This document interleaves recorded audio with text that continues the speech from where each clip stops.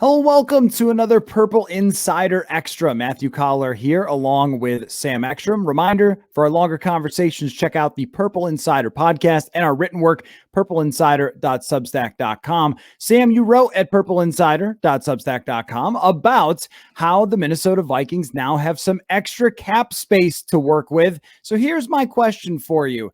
Why do you think the Vikings, when they cut Kyle Rudolph, decided to give him the June 1st designation to create more cap space? Because now, and this is shocking, we haven't said these words in a long time, the Vikings have cap space. They are in the middle of the NFL in cap space. So why did they do that, and how will they use it? It is a good question, and one that I'm not sure they would have made the same decision if they were doing it again. And here's why. Kyle Rudolph was one of the first dominoes to fall, right?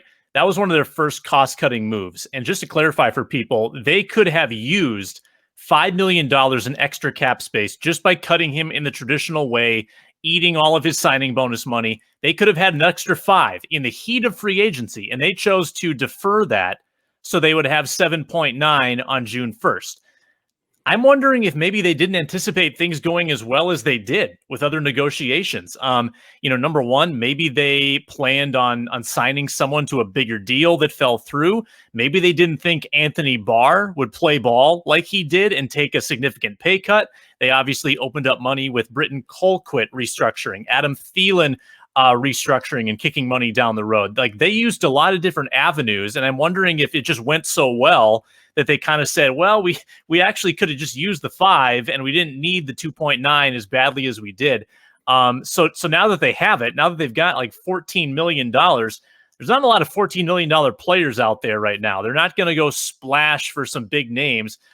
They might be able to pick up, some of the veterans that have leaked through. There's a bunch of nickel corners on the market. There's some really intriguing defensive tackles on the market, like big name guys that were hurt last year. Kawan Short, Geno Atkins, Jarrell Casey, and, former Viking Sheldon Richardson was healthy last year. He's still on the market as well. So you got some talent, I think, at pretty important positions. The Vikings, though, aren't going to spend $14 million on those guys. Those are probably $1, $2, maybe $3 million players. I think they could have excess money, to be honest with you.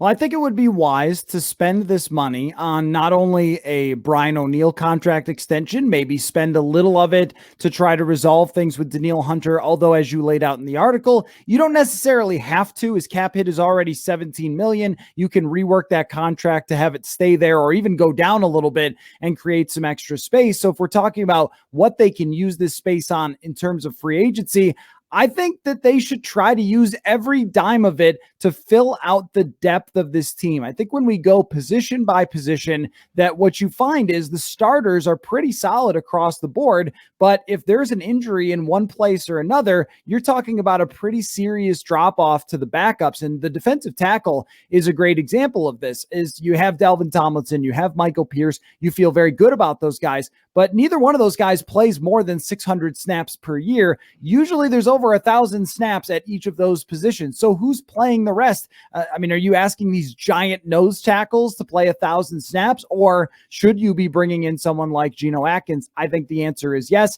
I think another wide receiver makes sense. Another cornerback makes sense. Like, take this money, and instead of, like, if you go to the store and you're hungry, do you buy the most expensive one thing you can get and eat one meal, or do you buy a bunch of smaller things and eat 3 or 4 meals? And I think that the Vikings should think of what they have left in free agency to do this. I also want to circle back and just say the Brian O'Neill contract extension should be a lock, don't you think? I mean, this seems like the most obvious start of training camp announcement that we'll ever have is the Vikings have signed Brian O'Neill to a blank extension.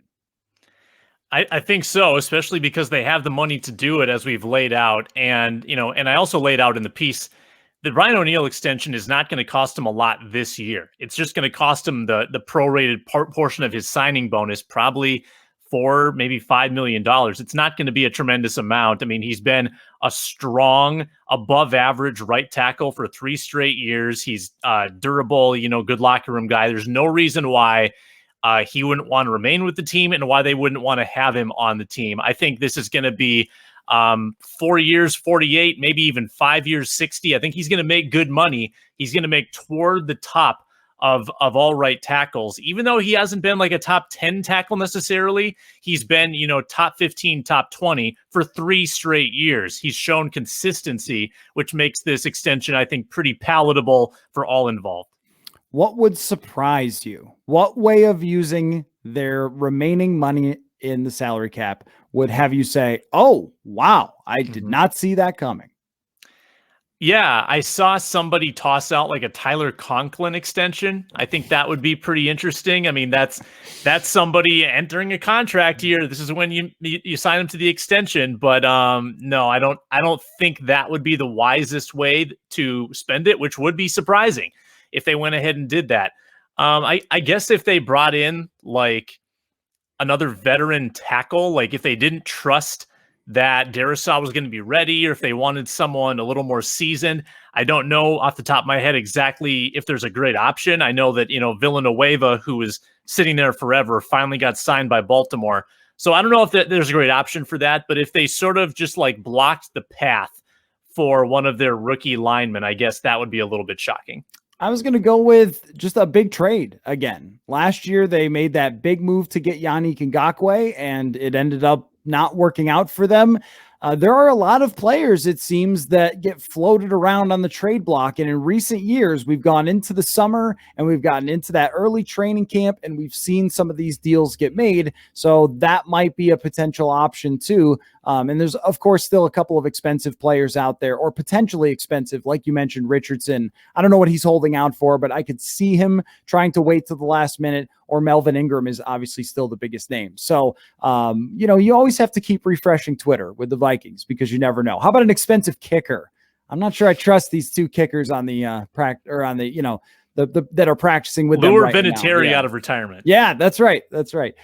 So anyway, another Purple Insider Extra. Make sure you hit the subscribe button if you have not already, and leave us down in the comments. What do you want to see the Vikings do with their cap space? They're going to spend it. They're not going to sit there on this cap space. They never do. So let us know, and we'll catch you on the next Purple Insider Extra.